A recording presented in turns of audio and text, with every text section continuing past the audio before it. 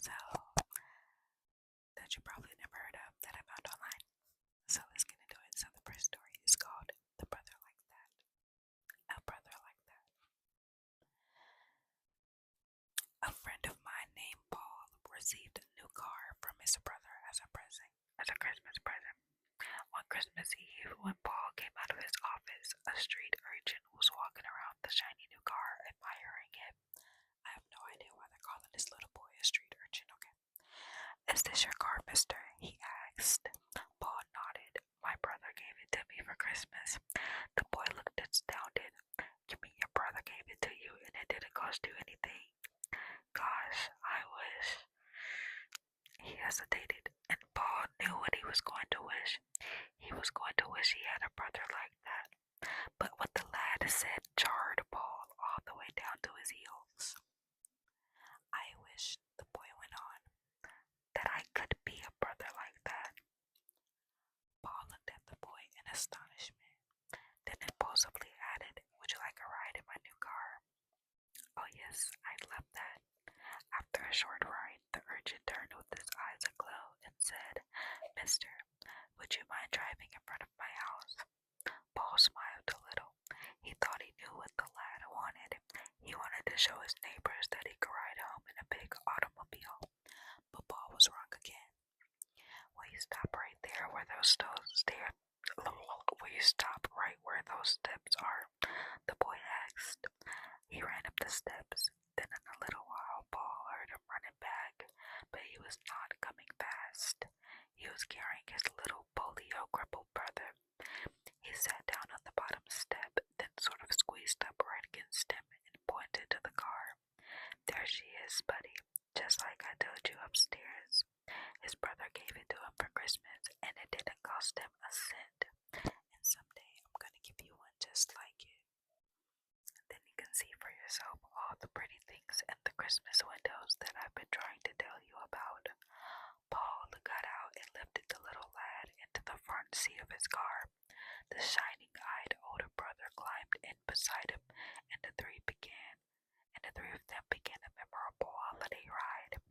That Christmas Eve, Paul learned what Jesus meant when he said, "It is more blessed to give." The second story is called The Man Who Missed Christmas.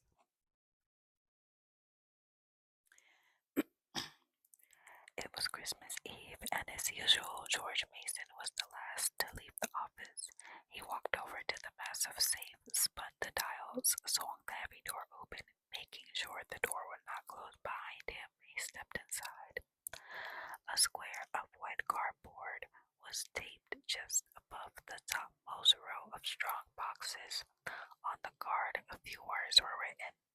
George Mason stared at those words, remembering. Exactly 1 year ago, he had entered this same vault. And then they said self-same vault, but I think they mean same self-vault. And then behind his back, slowly, noiselessly, the ponderous door swung shut. He was trapped and doomed in the sudden and terrifying dark. He hurled himself at the unyielding door, his hoarse cry sounding like an explosion.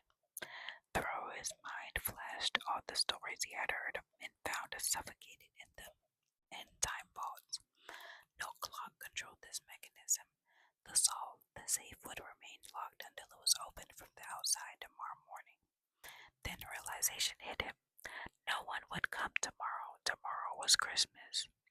Once more, he flung himself at the door, shouting wildly, until he sank on his knees, exhausted. Silence came. High-pitched, singing silence that seemed deafening. More than 36 hours were passed before anyone came. 36 hours in a steel box 3 feet wide, 8 feet long, 7 feet high.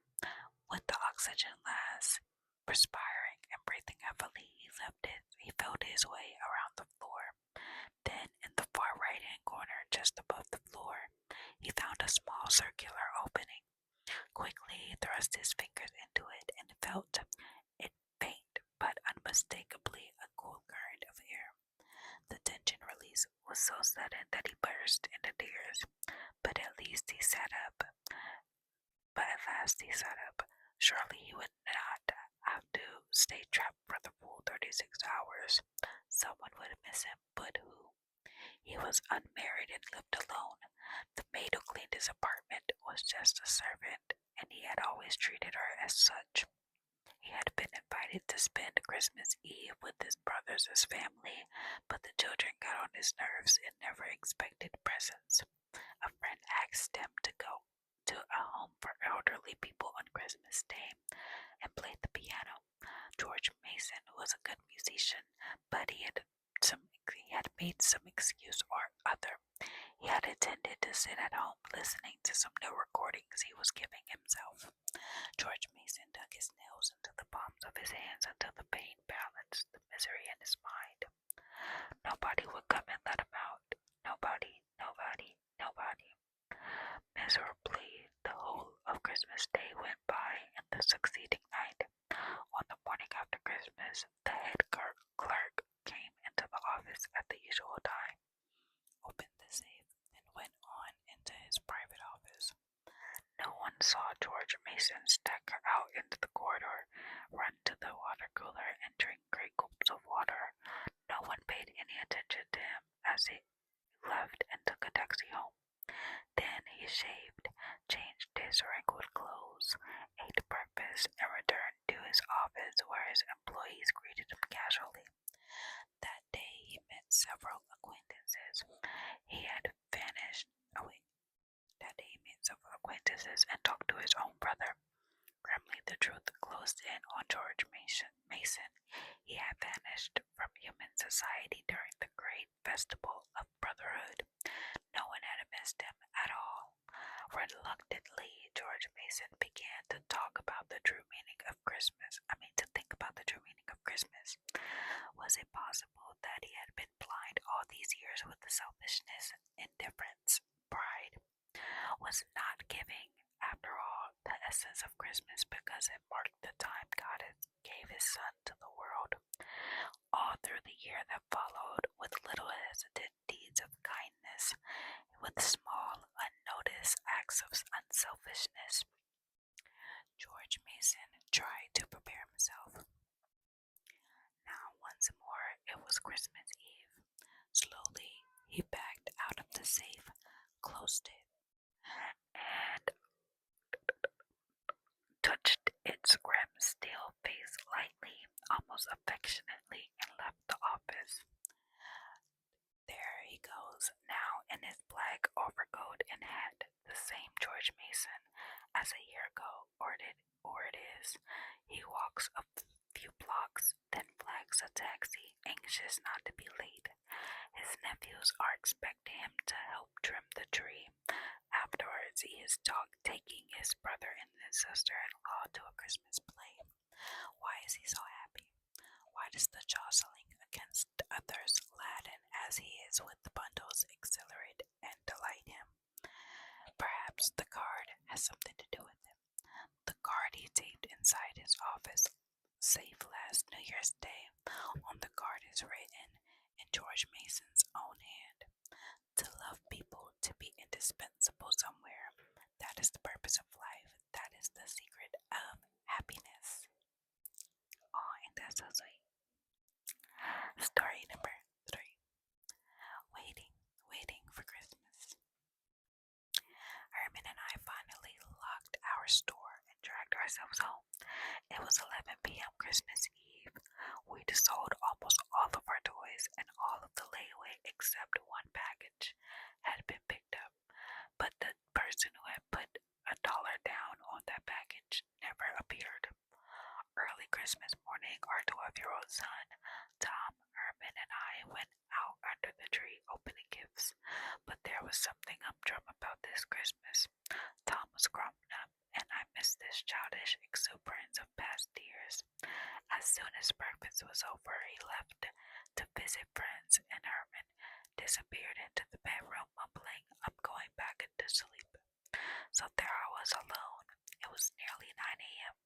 Sleet mixed with the snow cut the air outside. Sure glad I don't have to go out on a day like today, I thought to myself. And then it began. Something I'd never experienced before. a strange, persistent urge. Go to the store, it seemed to say.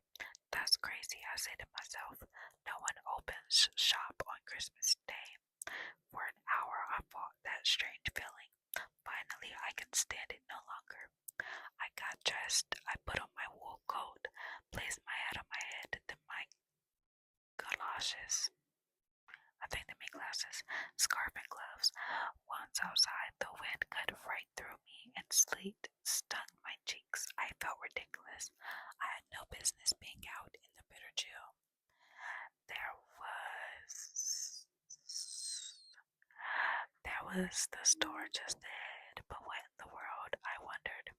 In front of the store stood two little boys huddled together, poorly dressed and half frozen. One was about 9, the other 6. Here she comes, yelled the other one. See, I told you she would come. The younger one's, he said, the younger one's face was wet with tears, but when he saw me, his eyes opened wide and his sobbing stopped. What are you two children doing out here? I scolded, hurrying them into the store. We've been waiting for you, replied the older. My little brother Jimmy didn't get any Christmas. We wanted to buy some skates. That's what he wants. I looked at the $3 in his hands and at their expectant faces. Then I looked around the store. I'm sorry, I said, but we have no skate. Then my eye caught sight of the layaway shelf with its lone package. Could it be? I walked over and unwrapped the package. Miracle of miracles, there was a pair of skates. Jimmy reached for them. Lord, I said silently, let them be his size. Miracle added upon miracle, there were his size. When the older boy finished trying the laces and saw that the skates fit perfectly, he stood up and presented the dollars to me. No, I'm not going to take your money, I told him. I want you to have these skates and use your money to get some gloves for your hands. What I saw in Jimmy's eyes was like a blessing. It was pure joy, and it was beautiful. My low spirits rose. As I locked the door, I turned to the older brother and said how lucky that I happened to come along when I did. How did you boys know I would come? I wasn't prepared for his reply. His gaze was steady, and he answered me softly. I knew you would come. I asked Jesus to send you. The tingles in my spine weren't from the cold. I knew God had planned this. As we waved goodbye, I returned home to a brighter Christmas than I had left. That's so cute. Well, that's the end of this video. Thank you guys so much for watching this video. If you enjoyed it, please give it a thumbs up. Comment down below. Subscribe to the channel. Hit the bell so you know when I post another video. And I'll see you guys in the next video. Again, I'm grinding right now, so I'm actually going to be recording the next video right after this one.